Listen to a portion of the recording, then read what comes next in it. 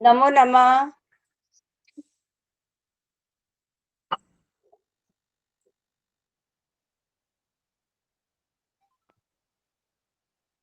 प्रारंभ किया जाए।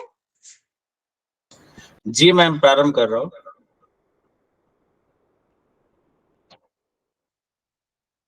दधानं भृङ्गाली मनीषममले गण्डयुगले दधानं सर्वास्थान् तव चरण सेवासु कृतिने दयाधारं सारं निखिल निगमानामनुदिनम्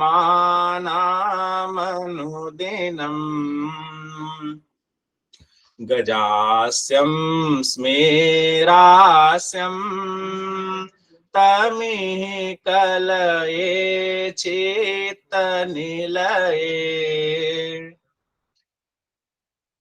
कार्यशाला में जुड़े हुए सभी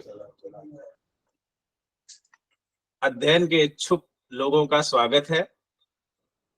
आज जो मैम आपकी क्लास लेने जा रही हैं वो किसी परिचय के मोहताज नहीं है। कानपुर में संस्कृत पढ़ा हुआ या कानपुर से बाहर जहां भी संस्कृत के लोग विभागों में नियुक्त है वो इस नाम से अछूते नहीं है। सभी लोगों के बीच में एक अच्छी संस्कृत भाषा के प्रति अनुराग है और उनके बीच में एक अच्छी पैठ है। बातें बहुत सारी है। आप वर्तमान में डीजीपीजी कॉलेज में संस्कृत विभाग के विभागाध्यक्षा के रूप में नियुक्त हैं। वहां पर अपनी सेवाएं दे रही हैं। पूर्व में छत्रपति साहू जी महाराज विश्वविद्यालय में आप संस्कृत की संयोजिका के रूप में नियुक्त थी। अनेक शोध पत्रों का वाचन, लेखन, पुस्तकों का लेखन आपके द्वारा किया गया है और हमारे बड़े अनुरोध के बाद आप एक कक्षा लेने को तैयार हुई और ये हम सभी का सौभाग्य है कि आज एक कठिन टॉपिक जो हम लोग व्याकरण में डरते हैं कि हाँ प्रत्यय प्रकरण कैसे समझा जाए, उसको बहुत ही सरल ढंग से मैम पढ़ाती हैं। तो कई बार मैंने भी अनुरोध किया मैम मुझे पढ़ना है, तो मैम के पास इतना समय नहीं रहता है, पर उन्होंने ऑनलाइन माध्यम से मेरा अनुरोध स्वीकार किया। इसके लिए मैम को बहुत बहुत धन्यवाद।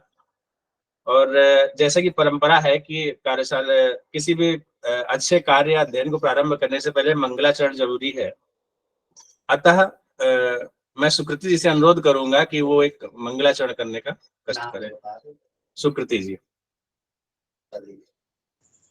जी महोदय, धन्यवाद। आपदामपहर्तारं दातारं सर्वसम्पदां लोकाभिरामं श्रीरामं भूयो भूयो नमाम्यहम्। लोकाभिरामं श्रीरामं भूयो भूयो नमाम्यहम्। धन्यवाद सुकृति जी। आप सभी के बीच में professor Asha Rani Pandey, विभागाध्यक्षा डीजीपीजी college Kanpur, ma'am. धन्यवाद अनुराग, आपने बहुत प्रशंसा कर दी है। इसके योग्य मैं नहीं हूँ। जो मुझे थोड़ा बहुत ज्ञान है मैं प्रयास करूंगी आप लोगों को उससे अवगत कराऊं। वाक्यकारं वररुचिं भाष्यकारं पतंजलिं पाणिनीं सूत्रकारं प्रणतो अस्मि मुनित्रयम्। आज मुझे कृदंत प्रकरण आप लोगों को मैं पढ़ाऊं ये बताया गया है। कृदंत प्रकरण पढ़ाना, जैसा कि अनुराग जी कह रहे हैं, कठिन है प्रत्यय, तो इतने कठिन भी नहीं है, किंतु कृदंत थोड़ा क्लिष्ट है, ये मैं भी मानती हूँ। तो सबसे पहले हम लोग जानते हैं वाक्य कैसे बनता है। पदों के समूह को हम वाक्य कहते हैं और पद क्या है? प्रकृति और प्रत्यय मिलकर के पद बनते हैं। प्रकृति क्या है? धातु और प्रातिपदिक। इनको हम प्रकृति कहते हैं। और इसमें जब प्रत्यय लगता है तब एक नए शब्द की व्युत्पत्ति होती है। प्रत्यय दो तरीके से मुख्य है, एक है सुबंत और एक है तिगंत। सुबंत प्रत्यय जो हैं वो नाम पदों में लगते हैं, यानी वे संज्ञा, सर्वनाम और विशेषण के सूचक होते हैं, उनको बताते हैं। और तिंग प्रत्यय जो है वो धातुओं में जो लगते हैं उनको हम तिंग प्रत्यय कहते हैं, और ये क्रिया के बोधक होते हैं। तो इस प्रकार से मुख्य रूप से किसी वाक्य को पूर्ण करने के लिए सुबंत और तिगंत इन दोनों का होना अनिवार्य है। इनमें जो प्रत्यय लगते हैं तो प्रत्यय कहाँ लगे? प्रत्यय परस्य, पाणिनि जी ने एक एक कार्य के लिए सूत्रों का निर्माण किया है, एक एक पद पे उन्होंने बताया है कि हमें क्या करना चाहिए। तो प्रत्यय परस्य से कोई भी प्रत्यय धातु हो या प्रातिपदिक हो उसके बाद में ही लगता है। मैंने आपको बताया कि ये दोनों प्रत्यय सुबंतों और धातुओं दोनों में लगते हैं। जब ये प्रातिपदिक में लगते हैं तो सुबंत होते हैं, जैसे रामः, पुस्तकम इत्यादि। जब ये क्रिया में लगते हैं, धातुओं में लगते हैं, तो ये क्रिया के सूचक होते हैं, जैसे पठति, गच्छति, खादति इत्यादि। ये जो प्रत्यय हैं मुख्य रूप से इनको हम 5 प्रकार से कह सकते हैं। एक जो प्रातिपदिकों में लगते हैं वो 3 हैं, सुबंत, तद्धित और स्थिर प्रत्यय। 2 प्रत्यय लगते हैं धातुओं में, एक है तिंग और दूसरा है कृत। तिंग प्रत्यय आपको पता है, सभी लोग जानते हैं कि क्रिया के सूचक हैं, और कृदंत प्रत्यय अव्यय, विशेषण के सूचक हैं। ये आपको अव्यय बताते हैं, अव्यय वाले होते हैं जैसे कत्वा, गत्वा इत्यादि, और ये विशेषण हो जाते हैं, क्रिया के सूचक नहीं रह जाते हैं, जो कृदंत प्रत्यय हैं। तो जो कृत प्रत्यय से अंत हो, इन्हें कृदंत क्यों कहते हैं? क्योंकि इनके अंत में कृत प्रत्यय लगा होता है। तो जो कृत से अंत होते हैं उसे कृदंत कहते हैं। ये कृदंत तिंग प्रत्यय से भिन्न होते हैं। तिंग क्रिया के सूचक हैं और कृत मैंने आपको बताया कि किसके सूचक हैं, विशेषण और अव्यय को ये बताते हैं। कृत कृदंत शब्दों का प्रयोग भाषा के सौष्ठव और सौंदर्य को बढ़ा देता है। जहां पर भी इनका हम प्रयोग करेंगे तो ये जो है शब्द के सौष्ठव या सौंदर्य में वृद्धि कर देते हैं, इसलिए हम लोग कृदंत का प्रयोग करते हैं। ये वैकल्पिक है, अगर हम कृदंतों का प्रयोग न करना चाहें तो हम लकारों के माध्यम से भी अनुवाद कर सकते हैं। ये कृदंत 3 भाग हैं अष्टाध्यायी में कृदंत के, पूर्व कृदंत, उत्तर कृदंत और उणादि।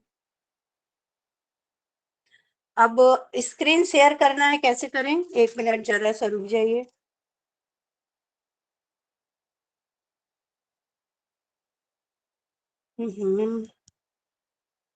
अनुराग, जी मैम बोलिए। अरे हमने सीखा तो था लेकिन लग रहा भूल रहे हैं थोड़ा। आप एक काम करिए, उसमें ऑप्शन नीचे शेयर स्क्रीन का आ रहा होगा। हाँ वो वही नहीं दिख रहा है। मैम फोन से कर रही हैं क्या? हाँ मैम जहाँ पे आ राइट गया आ गया आ गया। जी, जहाँ पे 3 डॉट है वहां पे क्लिक करिए, शेयर स्क्रीन का ऑप्शन आ जाएगा। हाँ हाँ हाँ हाँ, शेयर हुआ क्या? मैम अभी नहीं मैम, बैक करिएगा, पहले शेयर करिए तो। शेयर तो कर दिया, आया? मैम प्रॉब्लम है तो मुझे व्हाट्सएप पे भेज दीजिए, मैं स्क्रीन शेयर किए दे रहा हूँ। नहीं 1 मिनट रुको। मैम शेयर स्क्रीन करके कंटिन्यू न्यू पर करिएगा पहले। नहीं हमने ये तो किया, शेयर स्क्रीन किया। 1 मिनट, कंटिन्यू कर दीजिए। 1 सेकंड।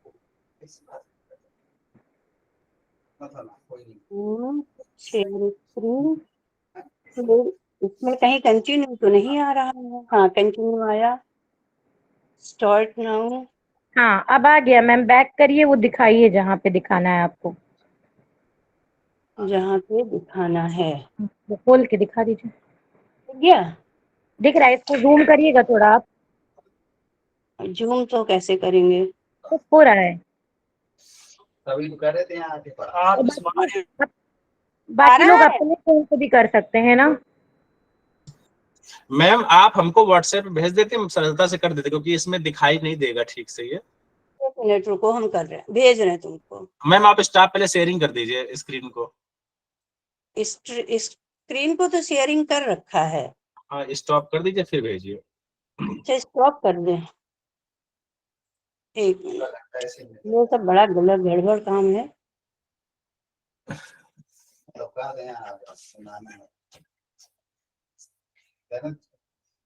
हम्म,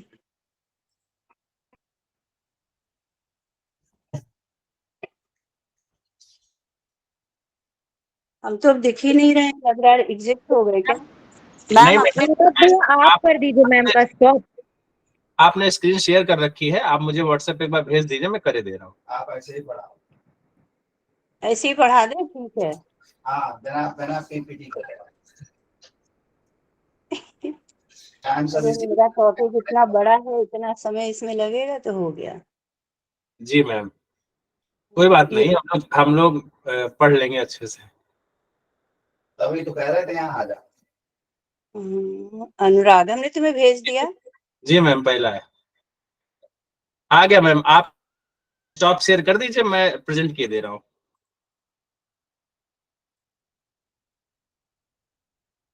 हमारा तो जिसमें हम तुम लोग से जुड़े हैं वही नहीं दिख रहा है।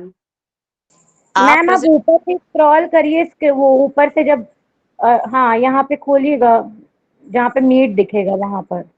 अरे आप प्रेजेंट कर देंगे तो मैम का अपने आप स्टॉप हो जाएगा। हाँ ये भी है। तो हमें तो दिखना चाहिए। स्टॉप शेयर कर दीजिए। तो ना आ गए। करो तो महोदय। अब हो गया बंद मेरा। जी मैम। जी जी। जी मैम आपका हो गया बंद। मैम देखिए, दिखाई दे रहा है आपको ये? दृश्यते मुझे दृश्य। कुछ नहीं दिख रहा है। मैम आप लिंक पे फिर से जाइएगा, व्हाट्सएप से लिंक खोल लीजिए दोबारा। मैम आप एक बार लीव हो जाइए और फिर से कनेक्ट हो जाइए सबसे बेस्ट। मैम आप एक बार लेफ्ट हो जाइए। आप लेफ्ट होके फिर से जुड़ जाइए। मैम को अपनी स्क्रीन नहीं दिख रही है, आप एक बार रिमूव कर दीजिए, फिर मैम जुड़ जाएंगी मैम को, क्योंकि मैम को मैंने कर दिया मैम दोबारा। मैम को जोड़ दिया है, मैम दोबारा जुड़ रही हैं।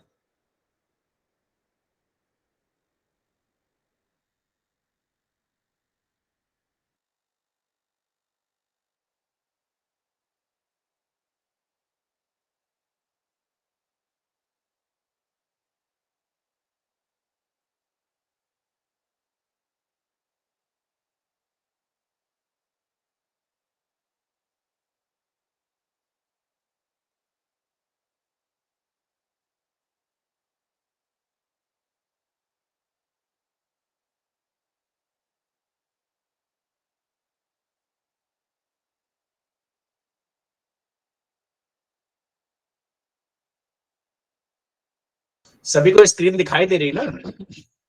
जी। जी जी ठीक है, मैम जुड़ रही हाँ हैं। हाँ दिख रही है। अच्छे ज्ञान के लिए थोड़ा इंतजार करना पड़ता है, कर लीजिए।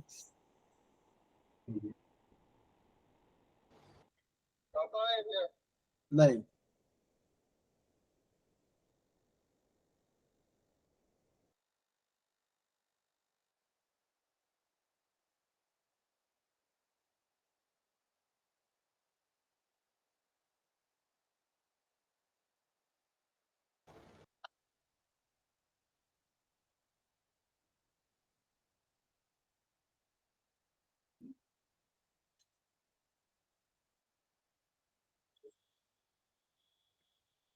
मैम जुड़ गई है। मैम आप कृपया अनम्यूट करिए, बोलिए। अनुराग सर शेयर में जाकर इंटायर स्क्रीन पे क्लिक करिए, तब जाके आप पीपीटी आएगी। अब आपने शेयर हम नाउ लोग जाके एंटायर स्क्रीन पे करिए। चलिए, शेयर हो रहा ना हो रहा पढ़ लीजिए ऐसे ही। मैम आप देखिए शेयर हो रही स्क्रीन, आप देखिए। हाँ दिख रही है, दिख रही है। हाँ ठीक है, ठीक है। हाँ चलो, तो अब हम लोग कृदंत प्रकरण में प्रवेश करें, कृदंत को पढ़ें। उसके पहले कुछ संज्ञाएं हैं जो आप सब जानते हैं, किंतु उनकी पुनरावृत्ति कराना, आपके स्मरण में पुनः ले आना आवश्यक है। एक नाम सुना होगा आप लोगों ने, अंग संज्ञा। यस्मात् प्रत्यय विधिस् तदादि प्रत्यय अंगम। जब हम किसी धातु में या किसी प्रातिपदिक में प्रत्यय लगा देते हैं, तो प्रत्यय को तो हम जान रहे हैं, लेकिन प्रत्यय से पहले जो धातु है या शब्द है, प्रातिपदिक है, उसकी कौन सी संज्ञा हो जाती है? अंग संज्ञा। जैसे क्री धातु है, अगर उसमें हम ड़बुल प्रत्यय लगाएंगे, हम कृदंत के ही प्रत्यय उदाहरण के रूप में लेंगे, तो क्री की कौन सी संज्ञा हो जाएगी? अंग संज्ञा। और ड़बुल हमारा क्या है? प्रत्यय। इसी तरह मुख्य ये जो 3-4 संज्ञाएं जानना जरूरी है, मैं बस उन्हें ही बताऊंगी। अलो अंत्यात पूर्व उपधा। उपधा संज्ञा किसको कहते हैं? जो हमारा अंग है उसमें जो अंतिम वर्ण है, उसके ठीक पहले का जो वर्ण है, उसकी कौन सी संज्ञा होगी? उपधा संज्ञा। किसकी? अंग के अंतिम वर्ण से ठीक पहले के वर्ण की।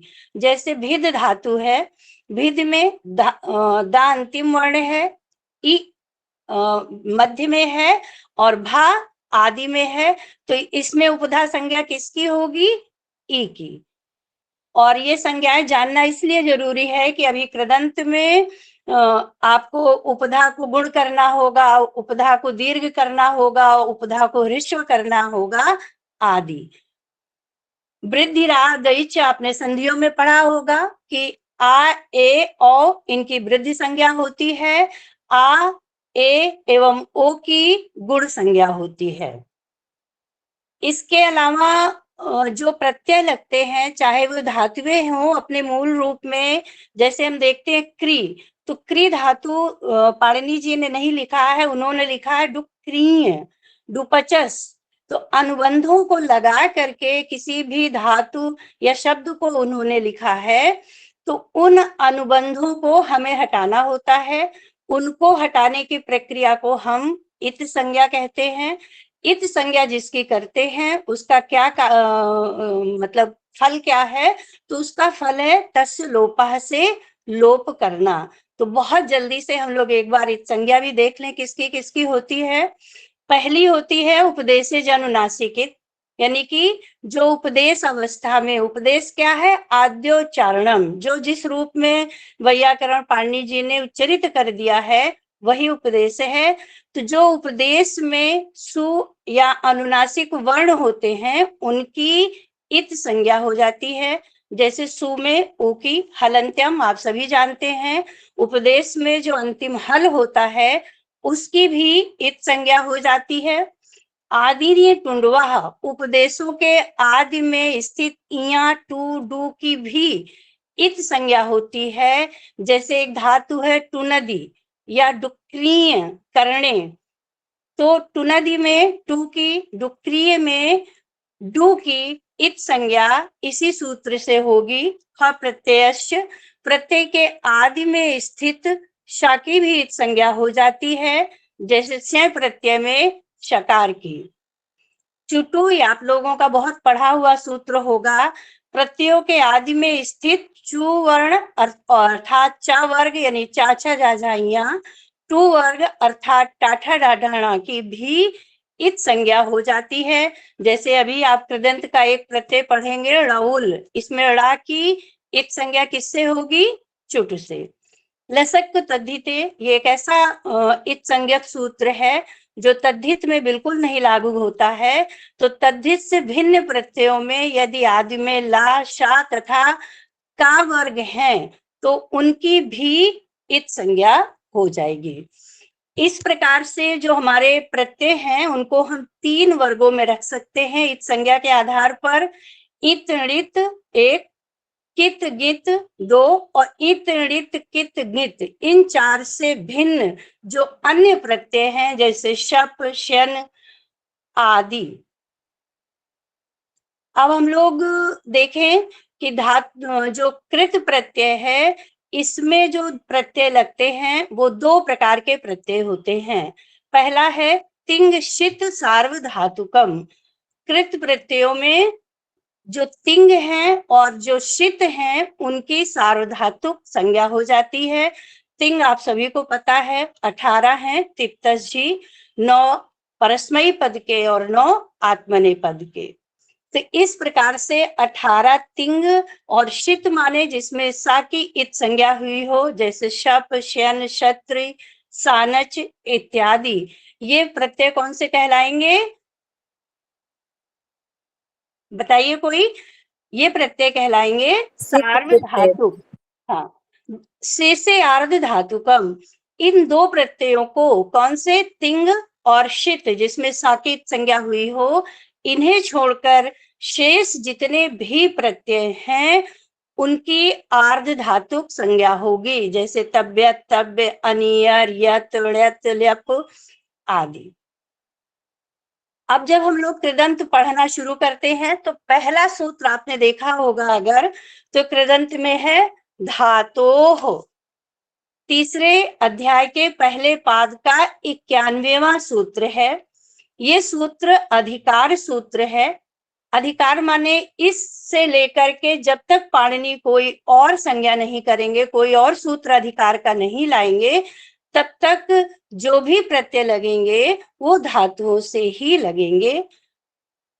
और ये इनकी सीमा कहाँ तक है? इस धातोः प्रत्यय की अतृतीय समाप्तेर अधिकारो अयम, अर्थात तृतीय अध्याय की समाप्ति पर्यंत। तृतीय अध्याय समाप्त कहाँ होगा?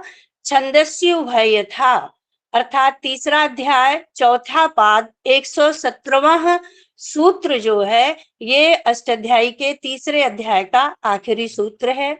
यहाँ तक जो भी प्रत्यय लगेंगे वो धातुओं से लगेंगे। कहाँ, किससे लगेंगे? धातुओं से। अब बहुत बड़ा दूसरा सूत्र है जो थोड़ा समझना बहुत आवश्यक है कृदंत के लिए। ये है, इसमें 3 शब्द हैं, वा असरूप अस्त्रियाम। वा माने विकल्प से, असरूप माने स्वरूप माने जिसका रूप एक समान हो, अस्वरूप माने जिसका रूप समान ना हो, जो अलग अलग रूप के हों, उनको हम कहेंगे अस्वरूप। अस्त्रियायाम, स्त्री प्रत्यय का एक सूत्र है अस्त्रियायाम, यहाँ तक। अब वो एक चीज मैं आपको बताना चाहूंगी कि पाणिनि अष्टाध्यायी में आप लोगों ने पढ़ा होगा कि पहले पाणिनि एक सामान्य सूत्र बोलते हैं कि इससे ये कार्य हो। जैसे उन्होंने कहा कर्तुरीप्सितम कर्म, कर्ता जिसको अपनी क्रिया के द्वारा चाहे उसकी कर्म संज्ञा हो।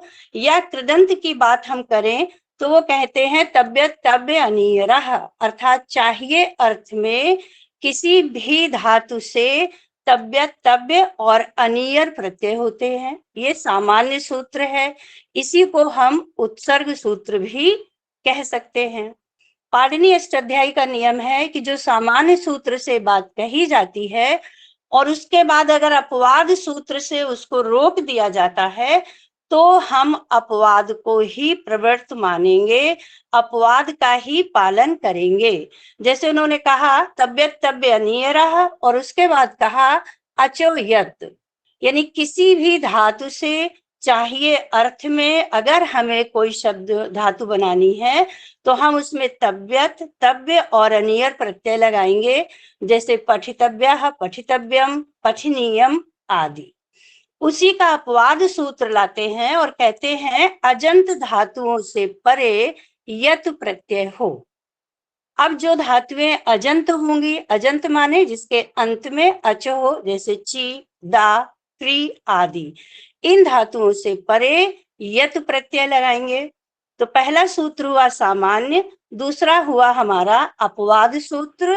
तो अष्टाध्यायी के अनुसार अपवाद प्रवृत्त हो जाएगा, सामान्य निषेध, सामान्य का निषेध हो जाएगा।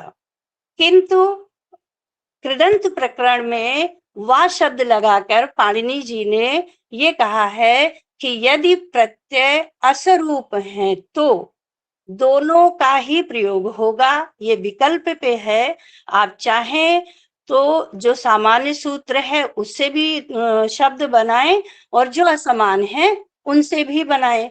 जैसे हमने पठ में तबियत प्रत्यय लगाया, बना पठितव्यम, और ची में हमने लगाया तबियत प्रत्यय, बना चेतव्यः। अब अचो यत से हम ची में यत प्रत्यय लगाएंगे तो चेयः भी बनेगा, यानी हम चेयः और चेतव्यः दोनों बना सकते हैं, चयनीयः, चेतव्यः और चेयः। ये विकल्प है, हमारे ऊपर होता है।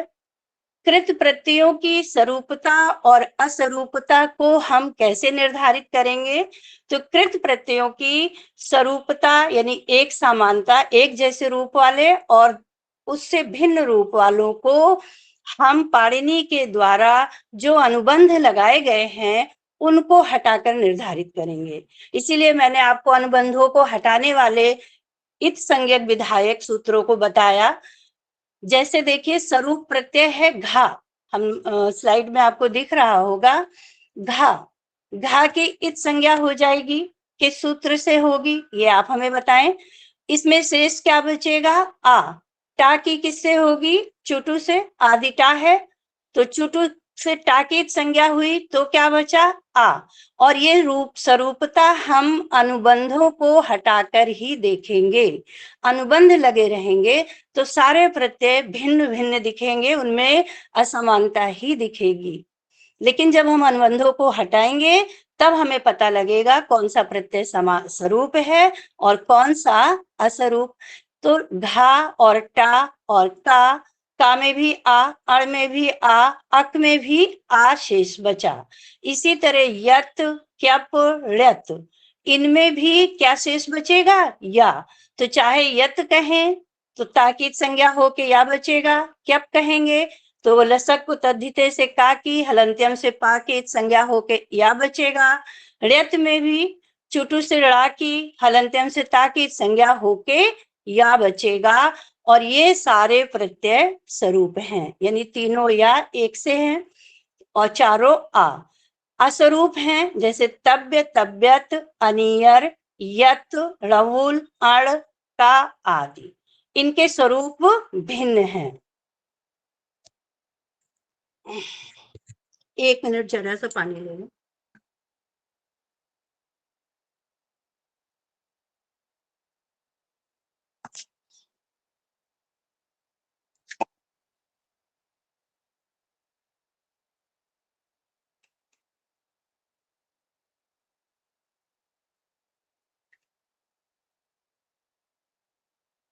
तो देखिए एक सूत्र भी आपको हमने बताया, तब्यत तब्य अनियरः, कि किसी भी धातु से चाहिए अर्थ में तब्यत, तब्य और अनियर प्रत्यय लगाकर हम शब्द बनाएंगे। एध में लगाएंगे तब्य, एधितव्यम, एधिनीयम, चेतव्यः, चयनीयः, ये बन जाएंगे। फिर इसका दूसरा सूत्र वो देते हैं अचोयत, ये तब्यत तब्य अनियर का अपवाद सूत्र है। इसके अनुसार अजंत धातुओं से परे यत प्रत्यय हो, यत में ताकीद संज्ञा होगी। तो अब हमारे पास विकल्प है, हम चाहें तो ची धातु में यत प्रत्यय लगाकर चेयम, दा में यत लगाकर देयम बना लें और इसी के साथ साथ हम ची में तब्य लगाकर चेतव्यः, अनियर लगाकर चयनीयः, जी में तब्य लगाकर जेतव्यः आदि रूप भी बना सकते हैं। इसी प्रकार असरूप अपवाद विकल्प से बाधक हो लवुल त्रिचौ। एक सूत्र और आगे आपको मिलेगा तीसरे अध्याय के पहले पाद का 133वां। ये कहता है कर्ता अर्थ में धातु से लवुल और त्रिच प्रत्यय हो। फिर दूसरा सूत्र आ जाता है, वो कहता इगु उपधा ज्ञा प्री किराह का, कि कर्ता अर्थ में इक उपधा वाली और ज्ञा और प्री और किर धातु से परे कह प्रत्यय हो। तो ये दोनों प्रत्यय असरूप हैं, इसलिए इनसे भी हम रवुल में वो लगाकर विक्षेपा बना लेंगे, विक्षेपका भी बनेगा और विक्षेपता भी बनेगा। रवुल और त्रिच भी लगेंगे और कह प्रत्यय भी लगेगा। और ये कहाँ तक जाता है, इसकी सीमा कहाँ तक है? स्त्रियामिक्तिन, ये सूत्र आएगा तीसरे अध्याय के तीसरे पाद के 94वां सूत्र है। ये सूत्र कहता है कि स्त्री प्रत्यय में यह विकल्प की व्यवस्था समाप्त हो जाएगी। वहां पर जो असरूप प्रत्यय हो चाहे स्वरूप हो, सामान्य नित्य उत्सर्ग का अपवाद का बाधक होगा। जो सामान्य सूत्र से कहा जाएगा उसको अपवाद सूत्र से बाधित मान लिया जाएगा और अपवाद सूत्र ही प्रवृत्त होगा।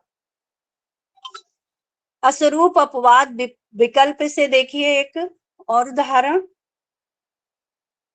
स्क्रीन दिख रही है आप लोगों को? हमें तो कुछ नहीं दिख रहा है। दिख रही है मैम? जी मैम दिख रही है। एक वही है, फिर से बार बार अपवाद उत्सर्ग सूत्र तब्यत तब्य अनियरा से हमने बनाया, फिर अचोयत को रोका। अब अचोयत को रोकने वाला एक सूत्र और आता है रिहलोर ण्यत। ये सूत्र कहता है ऋकारांत और हलंत धातुओं से परे ण्यत प्रत्यय हो। कौन सा प्रत्यय हो? ण्यत। ण्यत में ड़ा की और ताकीद संज्ञा हो जाएगी। अचोयत कहता है अजंत धातुओं से परे यत प्रत्यय हो। ये सामान्य सूत्र है। इसको अपवाद सूत्र आ गया रिहलोर ण्यत, यानी ऋकारांत धातु से और हल धातुओं से ण्यत प्रत्यय हो। ऋकारांत धातु क्या है? अजंत। यहाँ पर यत प्रत्यय होना चाहिए था, किंतु ण्यत और यत स्वरूप है, अतः क्री में ण्यत लगकर कार्यम बनेगा, तब्य भी लगेगा, तब्य लगकर कर्तव्यम बनेगा, आनियर लगकर करणीयम बनेगा, लेकिन यत प्रत्यय अब इसमें नहीं लगेगा। इसी तरह रिहलोर ण्यत का एक और बाधक सूत्र है एतिस्तु सास ब्री द्री जुषः क्यप। अर्थात रिहलोर ण्यत कहता है कि ऋकारांत और हलंत धातुओं से परे ण्यत प्रत्यय हो। कौन सा प्रत्यय हो? ण्यत। ये सामान्य सूत्र है। इसका अपवाद सूत्र है एत इस्तु सास ब्री द्री जुषः क्यप। अर्थात एति धातु में, इस्त धातु में, सास धातु में, ब्री धातु में, द्री धातु में और जुस धातु में क्यप प्रत्यय हो। अब ये किसका अवरोधक हो गया? ण्यत का। ण्यत में भी या बचेगा, क्यप में भी या बचेगा। तो अब हम एति इस्तु और ब्री और द्री ये धातुएं अजंत हैं। यहाँ पर यत प्रत्यय होना चाहिए था, किंतु यत ना होकर अब यहाँ पर क्यप होकर के रूप बनेगा ईधन क्यप से इत्याह इसमें, और इस्तु धन क्यप में स्तुत्याह, ईधन तब्य ये भी बनता रहेगा, एतव्याह, अयनीयाह आदि रूप भी बनेंगे। अब हम लोग उसको और छोड़ दे रहे हैं, समय कम है, इसलिए इतनी बात आपको समझ में आ गई होगी कि सामान्य सूत्र से जो बात कही जाएगी, अपवाद सूत्र से भी जो बात कही जाएगी, जो प्रत्यय किया जाएगा, अगर उन दोनों प्रत्ययों का रूप एक समान है तो वो सामान्य सूत्र से अपवाद सूत्र से सामान्य सूत्र का बाध हो जाएगा। यदि उनका रूप समान नहीं है तो दोनों ही प्रवृत्त होंगे, और ये हमारे ऊपर है कि हम विकल्प से किस पद का प्रयोग करें, यत लगाकर चेया या नियर लगाकर चयनीय। अब हम लोग आते हैं कृत्याह।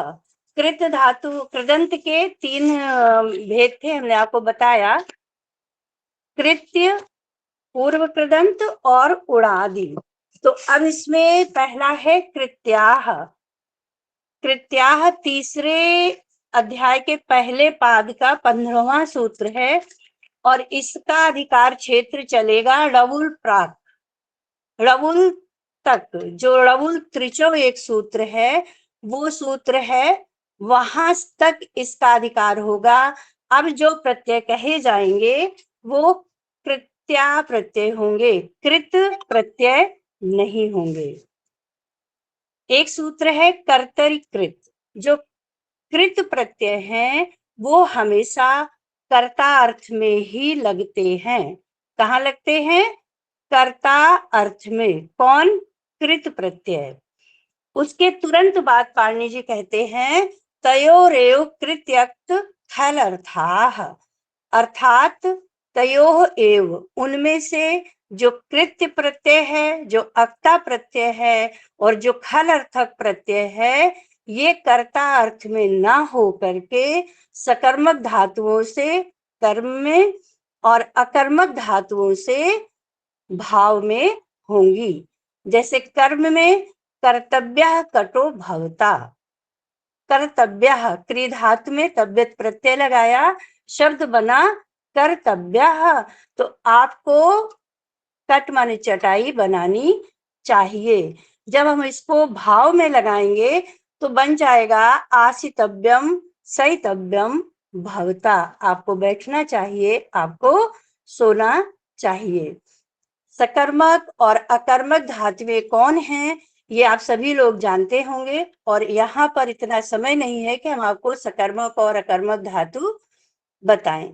संक्षेप में ये समझिए, कृत प्रत्यय कर्तार्थ में होते हैं, किंतु जिसकी कृत्य संज्ञा कर दी गई है वो प्रत्यय सकर्मक धातुओं से कर्म में और अकर्मक धातुओं से भाव में होंगे।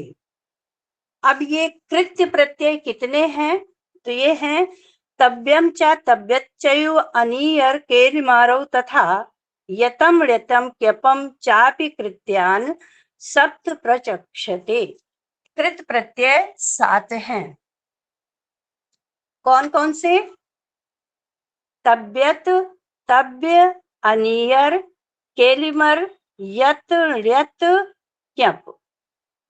ये 7 आपके कृत प्रत्यय हैं जो हमेशा सकर्मक धातुओं से कर्म में, अकर्मक धातुओं से भाव में होंगे। बात समझ में आ रही है आप लोगों को कि नहीं? हम बोले ही चले जा रहे हैं। जी हाँ मैम जी बहुत मैम, अच्छे समझ से गए। समझ में आ रही। आ रहा है। हाँ महोदय आ रही। जी महोदय, बहुत ही सरलता के साथ में सारी चीजें समझ में आ रही है।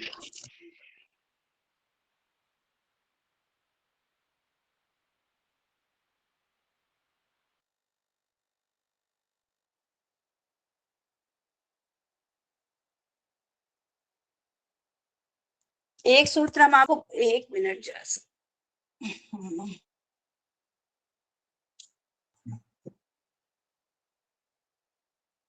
एक बात और बतानी थी, जो आप लोग को हमने बताया कि ये जो अनुबंध लगते हैं इनका वो हो जाता है, लोप करते हैं एक संज्ञा करके। तो ये जो अनुबंध हैं ये लगाए क्यों जाते हैं? जब ण्यत, क्यप, ल्यप, यत सब में या ही शेष बचना है, टा, का, गा सब में आ ही शेष बचना है, तो पाणिनि जी ने अनुबंध क्यों लगाए? वो उन्होंने इसलिए लगाए कि जैसे हमारे इंग्लिश में सीयूटी कट, पीयूटी पट होता है, संस्कृत में ऐसा ना हो, इसके लिए उन्होंने प्रत्ययों में अनुबंध लगाए। और जो अनुबंध लगे होते हैं उसी से जिसकी संज्ञा होती है वही नाम उस प्रत्यय का रख दिया जाता है। जैसे ण्यत है तो ये णित प्रत्यय है। तो इन्होंने णित, इत, गित, कित क्यों किया है? इसलिए किया है कि जो णित हैं उनमें वृद्धि और गुण हो जाएगा, जो कित हैं उनमें किंगंति चा से गुण वृद्धि का निषेध हो जाएगा। जो सार्वधातुक और आर्ध धातुक संज्ञा की गई है वो भी क्यों की गई है? इसलिए कि जो सार्वधातुक प्रत्यय हैं चाहे आर्ध धातुक, अगर उनके अंग में इक है, ये सूत्र अभी हम आगे आपको पढ़ाने वाले हैं इसलिए पहले समझा दे रहे हैं। एक सूत्र भी आगे आएगा, सार्वधातुक आर्ध धातुकयोः, अर्थात चाहे प्रत्यय सार्वधातुक हो चाहे आर्ध धातुक हो, उसमें अगर अंग में इक है, इक माने ई उ री, अगर ये वर्ण हैं तो उनको गुण हो जाएगा। गुण करने के दो सूत्र हैं जो कृदंत में लगेंगे, एक सार्वधातुक आर्धातुकयोः और दूसरा पुगंत लघु उपधस्य। जो कित और गित से भिन्न जो भी सार्वधातुक अथवा आर्धातुक प्रत्यय है उसकी लघु उपधस्य, लघु उपधस्य माने जिसकी उपधा लघु हो। उपधा आपको समझ में आ रहा है क्या है? अलो अंत्यात पूर्व उपधा, अंतिम अल से पहले की जो भी वर्ण है उसकी उपधा संज्ञा होगी। तो उपधा में जो होगा उसको भी गुण आदेश हो जाएगा। जैसे भिद धातु है, भिद में ई को हम गुण करके भेद कर देंगे, अनियर लगाएंगे और भेदनीय बन जाएगा। ठीक है, तो गुण करने वाले दो सूत्र हैं, सार्वधातुक आर्धातुकयोः और पुगंत लघु उपधस्य च। और वृद्धि करने के भी दो सूत्र हैं जो आपने बार बार पढ़ा होगा, अचो यणति, जो जिस प्रत्यय में इया की और अणा की इत संज्ञा हुई होगी उस और उसके अजंत अंग को वृद्धि होती है। जैसे भू, भू कैसा है? अजंत अंग वाला है। अजंत माने जिसके अंत में स्वर हो। तो भू हो या नी हो या री हो, इनको क्या हो जाएगा? वृद्धि हो जाएगी। तो नी की वृद्धि नय और नायका बन जाएगा। भू ऊ को वृद्धि होकर क्या होता है? भव, तो भावका बन जाएगा। री की वृद्धि क्या होती है? हार हो जाएगा, री को आर आदेश हो जाता है तो हार का बन जाएगा। तो इस प्रकार से अत उपधाया सूत्र, दूसरा सूत्र है अत उपधाया, जो ऋत प्रत्यय परे होने पर जिस उपधा में आ है ऐसी धातुओं की उपधा के आ को वृद्धि हो जाती है। ठीक है, तो ये दो भी पढ़ना जरूरी था।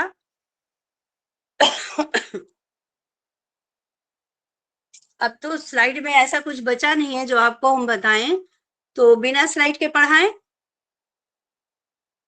जी मैम। जी महोदय। जी मैम। जी मैम। हमसे इससे ज्यादा बन नहीं पाया है।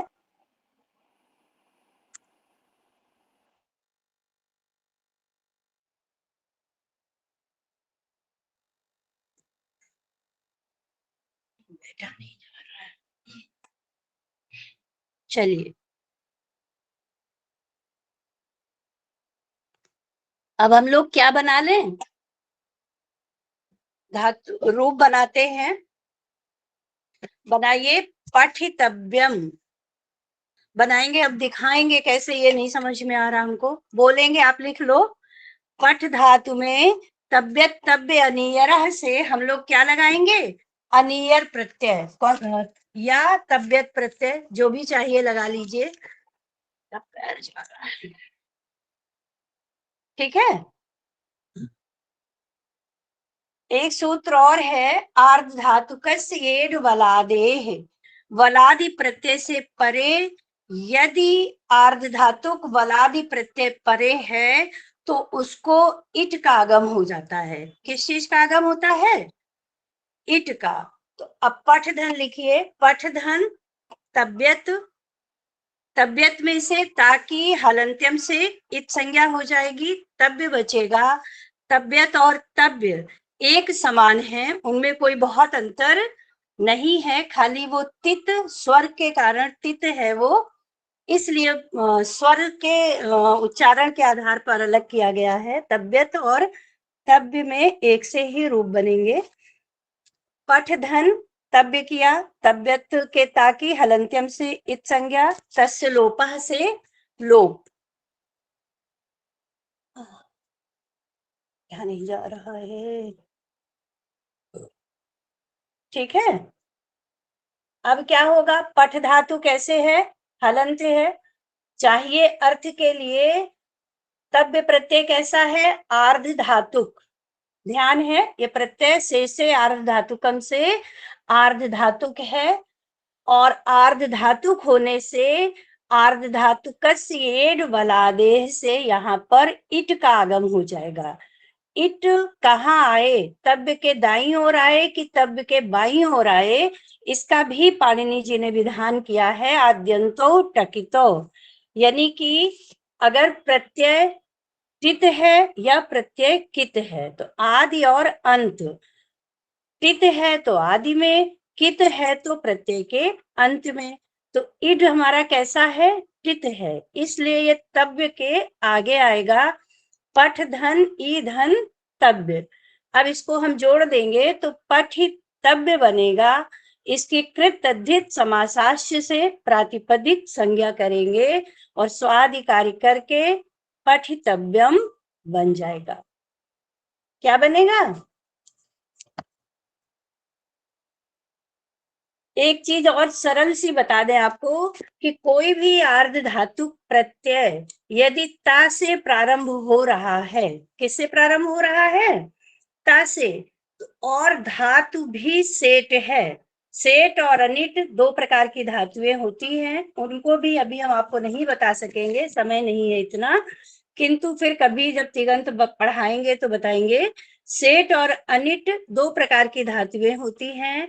यदि हम सेट धातु में आर्ध धातु प्रत्यय जो कि ता से प्रारंभ हो रहा है उसको लगाते हैं तो उस प्रत्यय से ठीक पहले आकर के ई बैठ जाता है। कौन बैठ जाता है? ई, यानी इट का आगम हो जाता है। जैसे अभी हम देखे तव्य प्रत्यय था, इसमें पठितव्यम बन गया। अगर आप देखें तुमुन प्रत्यय, वो भी किससे शुरू हो रहा है? ता से, तो उसमें भी एक आगम होगा, वो पठितुम बन जाएगा। इसी तरह अक्ता प्रत्यय, वो भी ता है तो वहां पठित बन जाएगा। इसी प्रकार त्रिच प्रत्यय, वो भी ता से शुरू हो रहा है तो अवान्तर कार्य होकर के पठ धनी धंत्री पठिता बनेगा। फिर एक प्रत्यय आपने देखा होगा अक्तवतु, ये भी क्या बनेगा? पठितवत। इसी तरह पठ धनी कत्वा पठित्वा बन जाएगा। यानी ये 6 प्रत्यय हैं जो ता से प्रारंभ होते हैं। तो जब ये ता से प्रत्यय प्रारंभ हो तो आप अच्छे से समझ लीजिए कि हमको क्या करना है, इट का आगम कर देना है। अब अगला सूत्र देखिए, अचो यत, अजंत धातुओं से परे कौन सा प्रत्यय होगा? यत प्रत्यय। तो हम लोग कौन सी धातु लेंगे? ची, जो भी आपको लेना है, नी ची, अजंत होनी चाहिए धातु, तो ची धातु लिया, उसमें यत प्रत्यय लगाया तो बन गया ची या, ताकि अंत्यम से इत संज्ञा कर दी तो हमारा हुआ चे य, ची य। अब ची को आर्धातुक प्रत्यय है क्योंकि तिंग और शित ही सार्वधातुक होते हैं, तो ना तो इसमें शाकित संज्ञा हुई है और ना ही ये तिंग प्रत्यय है, अतः ही आर्धातुक है। तो सार्वधातुक आर्धातुकयोः से ची के ई को गुण ए हो जाएगा और हो जाएगा चेय, शब्द बनेगा चेय। फिर उसके बाद उसमें जब हम प्रथम पुरुष पुल्लिंग का बनाएंगे तो चेया हो जाएगा, नपुंसक लिंग बनाएंगे तो चेयम हो जाएगा, स्त्रीलिंग बनाएंगे तो चेया हो जाएगा। तीनों लिंगों में इसमें रूप चलेंगे। जो आपके कत्वा प्रत्यय हैं उसके जो अव्यय वाले हैं प्रत्यय, उनके रूप नहीं चलते हैं क्योंकि अव्ययादाप सुपह से अव्यय से परे सुपो का लोप हो जाता है। इसलिए अव्ययम न व्ययमिति अव्ययम, जो खर्च ना हो तो खर्च ना हो, क्या पैसा तो है नहीं कि हम खर्च करेंगे, तो रूप नहीं चलेंगे उनको क्योंकि प्रत्यय आएंगे और प्रत्ययों को अव्ययादाप सुपह से उनका लोप हो जाएगा। तो इस तरह अचोयत से हम चेयम बना लेंगे, चेयः बना लेंगे। दूसरा एक सूत्र है देयम ग्लेयम, एक सूत्र है ईद्यति। दिखा नहीं पा रहे हैं किताब को, क्या कर सकते हैं शेयर? क्या अनुराग? मैम आप फ्लिप कैमरा भी कर सकती हैं अपना ये कैमरा। कैसे? मैम जो ऊपर जहाँ पर लिखा हुआ आ रहा होगा उसके बाद में एक स्पीकर का चिन्ह है, उसके बगल में एक फ्लिप कैमरा का है। नहीं, एक तो है हमारी फोटो जो दिखाता है, उसके बाद स्पीकर है, फिर हाथ है, फिर नहीं ये नहीं, जो ऊपर कैमरा है इसी को। ऊपर अच्छा, साइड में। समझ गए। जी मैम, दिखने लगा, दिखा था। दिख रहा है। नहीं, अभी नहीं, एक बार हुआ। अब देखो, एक सूत्र है इज्जती, दिखा? इज्जती सूत्र देखिए, दिख रहा है बेटा? ये जी जी सूत्र जी है मैम। इज्जती, दिखा? हमें तो दिख रहा है। जी मैम। हाँ, देखो ये सूत्र कहता है यत परे, यानी यत प्रत्यय परे होने पर अत जो आ है, धातु में जो आ है उसको क्या हो जाए? ई, यानी अकार को इकार कर दे। तो जैसे देयम है, ठीक, ग्लेयम, ये सूत्र बना। धातु हमारी क्या है? दा। धातु क्या, बस आप सूत्र देखो, धातु क्या है? दा। दा के बाद अचो यत, चूंकि अजंत धातु है इसलिए हमने उससे परे यत प्रत्यय लगाया। तो यत प्रत्यय लगते ही दा धन यत, ताकि हलंत्यम से इत संज्ञा, तस्य लोपः से लोप हुआ। अब हमारे पास बचा दा धन या। अब ये सूत्र लगा देंगे ईद्यति, यानी कि यदि या प्रत्यय यत प्रत्यय परे है और धातु में आ है तो उस आ को ई हो जाए, बड़ी ई हो, ये ध्यान रखिएगा। अब हम उसको क्या कर देंगे? दी धन या, दी बन गया। अब सार्वधातुक आर्धधातुक से कैसा प्रत्यय है ये? आर्ध धातु। तो प्रत्यय चाहे आर्धधातुक हो चाहे सार्वधातुक हो, उसके अंग में यदि ई है तो उसको हम गुण करेंगे और वो बन गया दा, जो आ था, आ पहले ई हुआ, ई अब क्या हो गया? ए। तो देय बन गया। हमारा शब्द क्या बना? देय। देय में सुप लगाएंगे और देयम बन जाएगा नपुंसक लिंग में, ग्लेयम बन जाएगा, इसी तरह दा धातु है। ठीक है, तो जिस धातु में क्या कहते हैं, आ होगा, उसको इद्यति सूत्र से हम क्या बना देंगे? ई, और फिर ई को सार्वधातुक आर्धधातुक गुण कर लेते हैं। ठीक,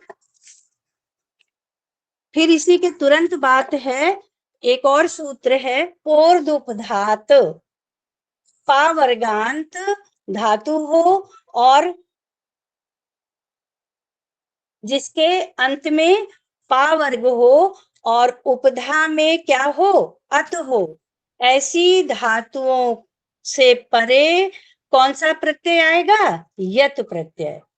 देखिए, अभी यचो यत उन्होंने कहा था कि अजंत धातुओं से परे यत प्रत्यय हो, लेकिन अब जिस धातु के अंत में पा होगा वो हलंत धातु होगी, तो उससे परे यत प्रत्यय नहीं आ सकता था। तो ये फिर उन्होंने अपवाद सूत्र दिया और कहा कि जिस धातु के अंत में पावर्ग हो और उपधा में आ हो, उस धातु से परे भी हम यत प्रत्यय लगाएंगे। और वह यत प्रत्यय क्या होगा?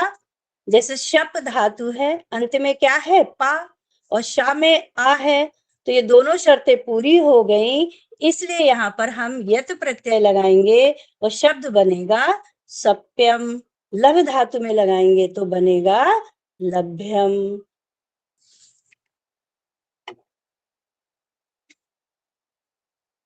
ये कैसे पीछे आएगा? मैम उसी को टच करेंगी तो आपका कैमरा आ जाएगा।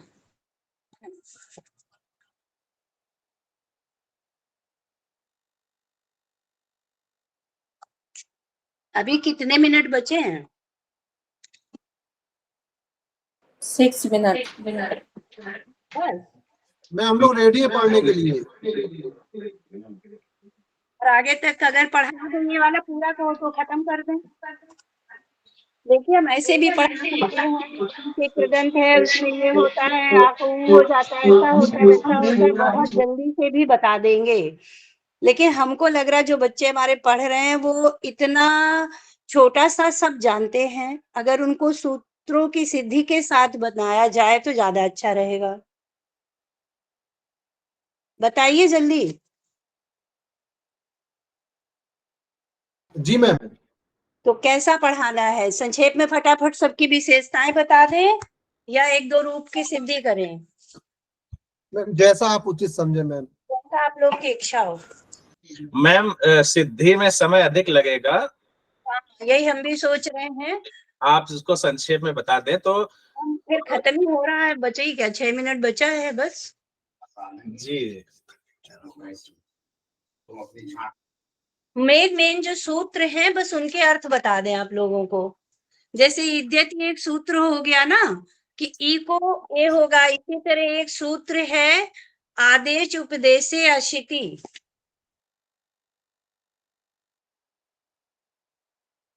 चलिए अगला हम लोग पढ़ लेते हैं रवुल त्रिच। रवुल प्रत्यय पढ़ाएं तो ऐसे समझ ही नहीं आता है जब तक उसको सही से पूरा ना पढ़ाया जाए।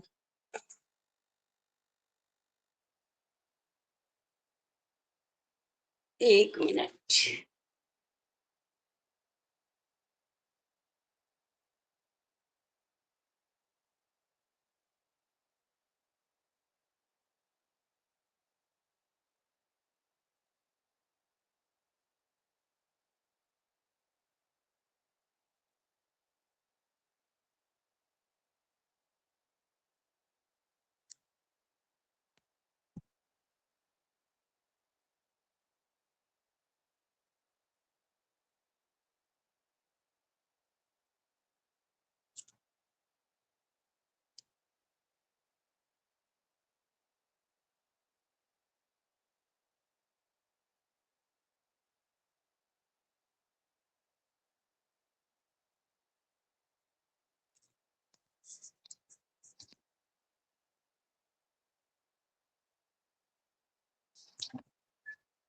मैम आप चाहें तो सूत्रों को लिख करके मुझे व्हाट्सएप पे भेज दीजिएगा तो मैं ग्रुप पर भेज दूंगा, क्योंकि एक साथ सारे बताना संभव नहीं होगा।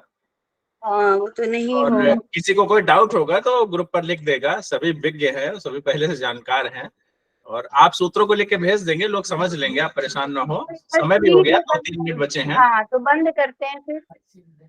जी हम लिख के भेज देंगे, ठीक है। जी।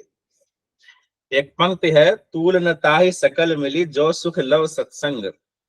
जो संसार के सारे सुख अगर एक तराजू पे रख दिए जाएं और विज्ञ जनों का जो सत्संग है या संग है वो साथ में रख दिया जाए तो सत्संग ज्यादा प्रभावी होता है। इसी प्रकार से आज हम लोगों ने प्रत्यय का जो एक परिचय था बहुत सहजता से, मुझे भी काफी डाउट्स थे, आज मुझे समझ में आए, अच्छा लगा। और मैम को मेरी ओर से बहुत बहुत धन्यवाद, और जितने भी स्टूडेंट्स हैं उनकी तरफ से बहुत बहुत धन्यवाद। बहुत अच्छी कक्षा रही, और आगे भी एक मैम के साथ क्लास रहेगी तो उसमें हम लोग जुड़ेंगे। और जो इसमें रह गया है टॉपिक वो मैम जो है मुझे भेज देंगे व्हाट्सएप पर, तो मैं उसको ग्रुप पर भेज दूंगा। कोई भी अगर आपको क्वेरी है तो आप ग्रुप पर भेज दीजिएगा, मैम भी ग्रुप पर जुड़ी हुई हैं, उसका उत्तर वहां पर आपको मिल जाएगा। सभी को बहुत बहुत धन्यवाद। शुभ रात्रि। शुभ रात्रि। धन्यवाद। धन्यवाद। नमस्ते